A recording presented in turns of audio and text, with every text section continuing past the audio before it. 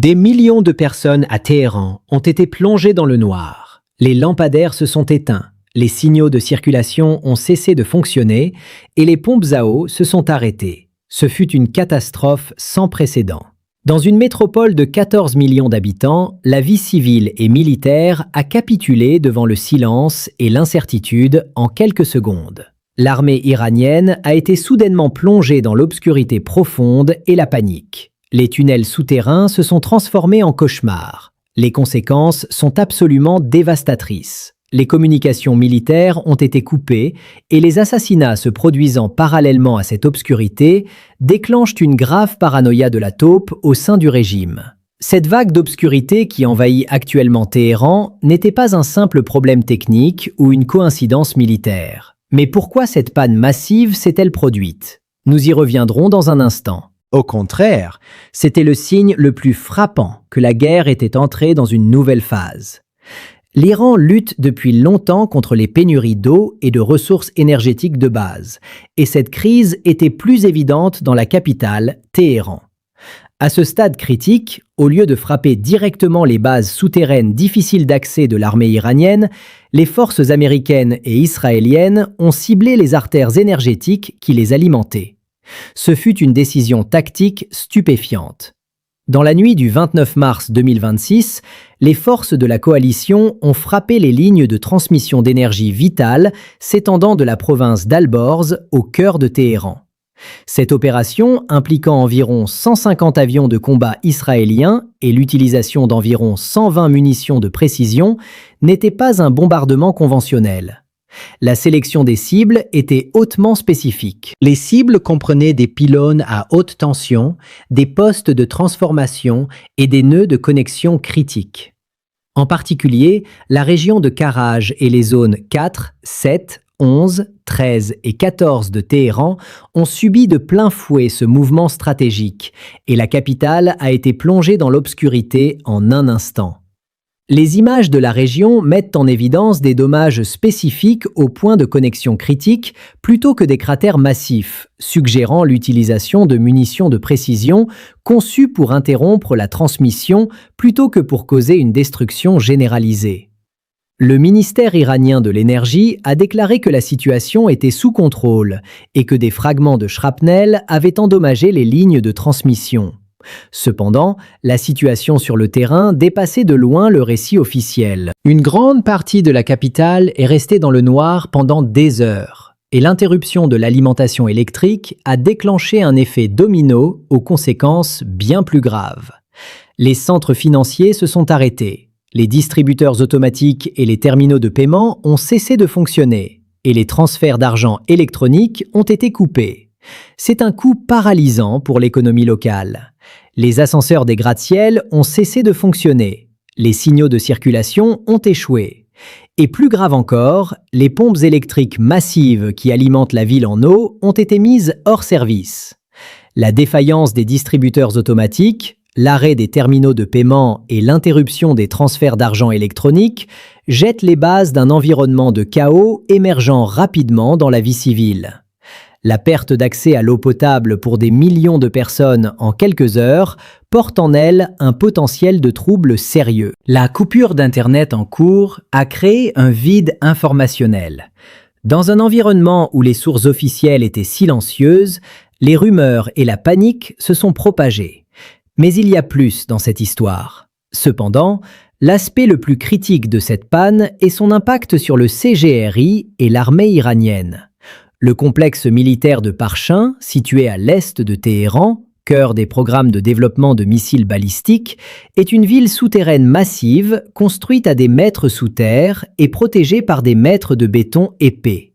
De l'extérieur, cela ressemble à une forteresse imprenable. Cependant, ces installations présentent une vulnérabilité majeure, leur dépendance absolue au réseau électrique de surface. C'est ici que cela devient intéressant. Si les lignes à haute tension sont frappées et que le flux d'électricité est instantanément coupé, ces complexes souterrains massifs risquent de se transformer instantanément en gigantesques tombes de béton.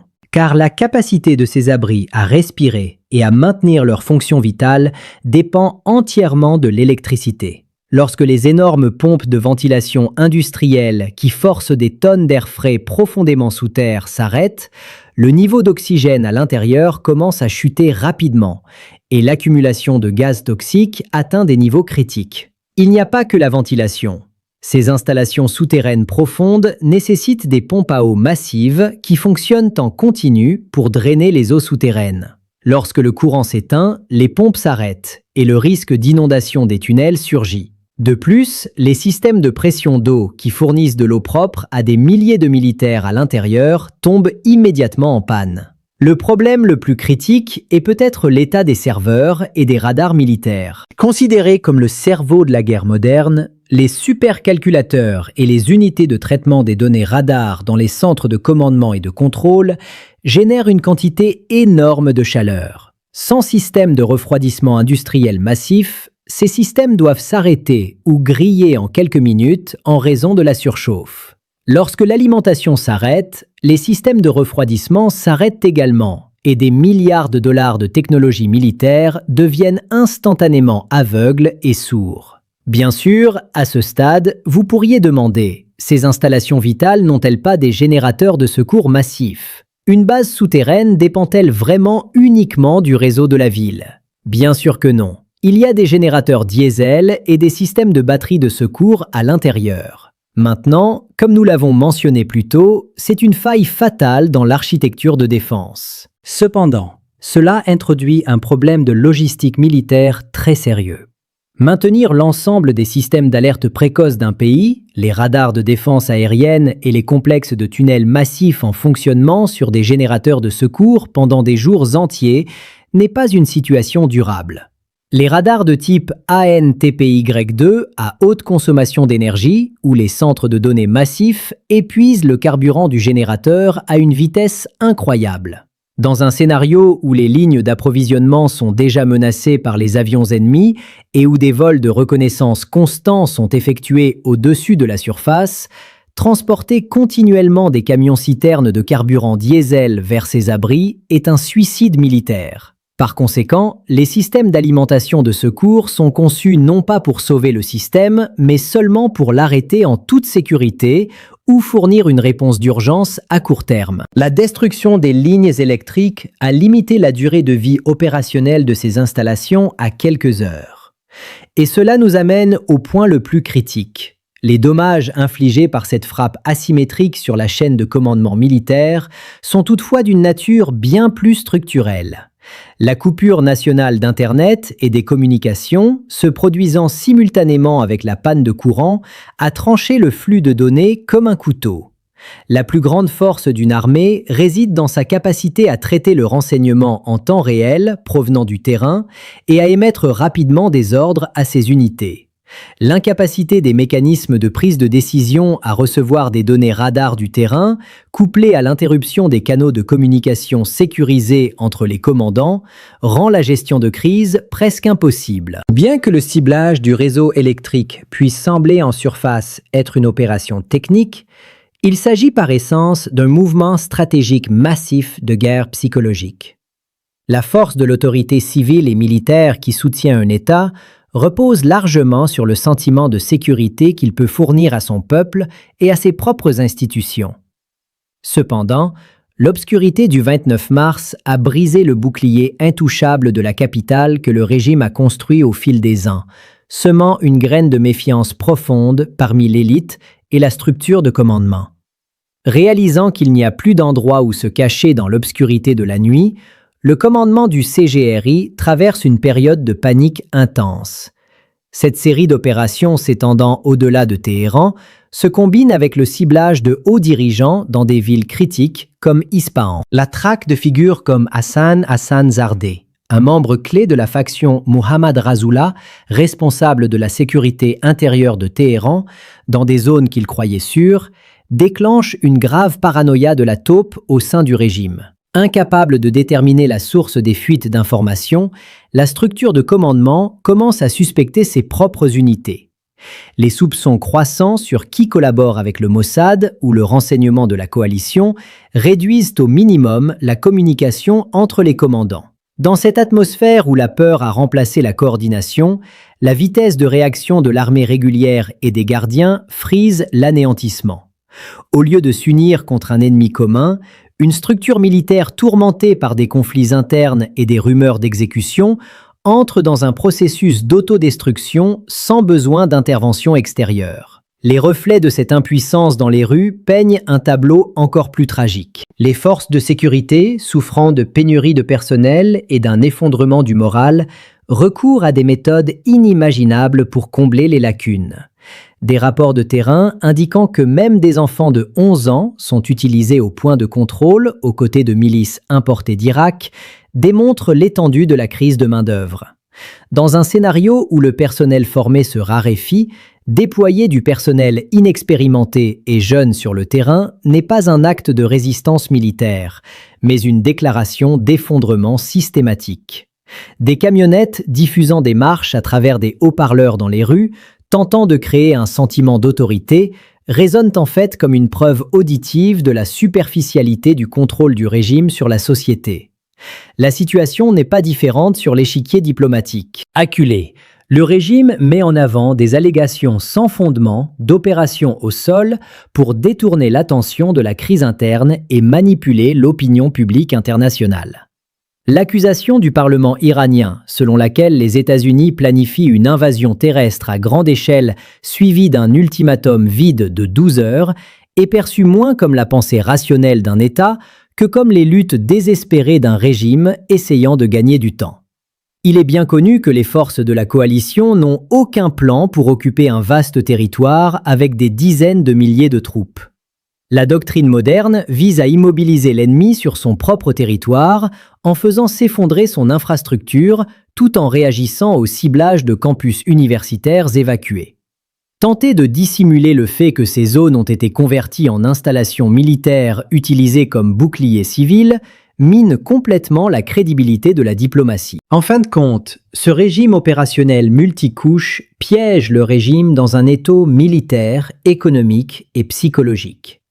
Ce ne sont pas seulement quelques transformateurs ou lignes de transmission qui ont été endommagés. Le contrat de sécurité de l'État avec son peuple et l'image de force qu'il projetait auprès de ses alliés régionaux ont subi de graves dommages. Le processus en cours fonctionne moins comme une force de destruction externe que comme un catalyseur accélérant la décomposition interne. Les analystes notent que lorsque la désintégration au sein des rangs de la direction, la fragilité de l'infrastructure civile et l'isolement diplomatique convergent, la phase finale du jeu est atteinte. Le démantèlement du complexe militaire de Parchin et du réseau environnant produit des conséquences secondaires et tertiaires qui paralysent directement les réseaux logistiques, économiques, civils et régionaux.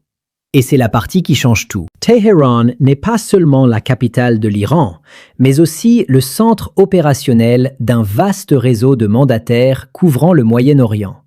Les forces de milices en Irak, en Syrie et au Liban opèrent sous une chaîne de commandement directement liée au quartier général central du CGRI. L'affaiblissement des réseaux de communication dans la capitale en raison des pannes de courant ou de la dépendance au système de secours laisse les éléments mandataires à des milliers de kilomètres soudainement aveugles et sourds. Incapables de recevoir des renseignements en temps réel, des approbations de transfert de fonds ou des directives opérationnelles du centre, ces groupes se retrouvent isolés sur le terrain dans une position de piège. Cette situation offre aux forces de la coalition une large fenêtre opérationnelle à travers la région, tout en affaiblissant considérablement les capacités d'influence transfrontalière de l'Iran. Dans un contexte militaire, les effets de cette réaction en chaîne sur la domination de l'espace aérien sont décisifs. La privation des sources d'énergie primaires pour les radars d'alerte précoce, en particulier les systèmes à haute consommation d'énergie comme l'AN-TPY2, amène les systèmes à fonctionner par intermittence ou entraîne une réduction de leur portée de détection. Grâce à cette stratégie, connue sous le nom d'aveugler l'ours, les avions de combat israéliens acquièrent la capacité de mener des opérations dans le ciel de Téhéran avec beaucoup plus de facilité. Même si le bouclier de défense aérienne du régime n'est pas complètement anéanti, son intégration est perturbée, le transformant en une structure fragmentée et inefficace. Cette structure fragmentée est réduite à un mécanisme capable seulement de réactions locales et paniquées plutôt que de démontrer une réponse défensive coordonnée. Les images en direct, capturées alors que la situation se déroulait encore, reflètent de manière transparente l'incertitude dans les rues et l'impuissance de l'appareil de sécurité. Les relations d'alliance régionale ressentent également l'impact de cette vague. L'image de l'administration de Téhéran comme incapable de protéger son réseau énergétique ébranle la confiance des acteurs régionaux qui comptent sur elle. L'échec de l'État à assurer la sécurité dans sa propre capitale crée un fondement psychologique qui pourrait pousser ses alliés des pays voisins à chercher des alternatives. Dans une région où les liens logistiques fiables ont été rompus à l'exception du Qatar, l'Iran devient lentement confiné à l'intérieur de ses propres frontières. Cette paralysie systématique laisse des cicatrices profondes, non seulement dans les lignes électriques, mais aussi dans les centres névralgiques diplomatiques et géopolitiques du pays. La stratégie employée par les forces de la coalition entre dans la littérature comme une sorte de siège intelligent et ingénieux qui écrase le pays sous son propre poids interne et ses dépendances infrastructurelles sans nécessité d'une occupation militaire traditionnelle. C'est vraiment redoutable. L'obscurité qui a englouti Téhéran dans la nuit du 29 mars n'était pas simplement une simple défaillance d'infrastructure. Agissant avec une perspicacité stratégique plutôt qu'avec la force brute, les forces de la coalition ont ciblé le système nerveux de l'État et l'ont paralysé en quelques heures. Cette opération révèle le nouveau visage de la guerre moderne, ciblant non pas les troupes de première ligne de l'ennemi, mais les artères énergétiques, les réseaux de communication et le pilier logistique qui les maintiennent debout. Un siège intelligent plutôt qu'une occupation classique, écrasant l'ennemi sous le poids de ses propres dépendances infrastructurelles. Peu importe la profondeur des bunkers souterrains de l'armée iranienne, leur dépendance au réseau énergétique de surface reste leur plus grande vulnérabilité.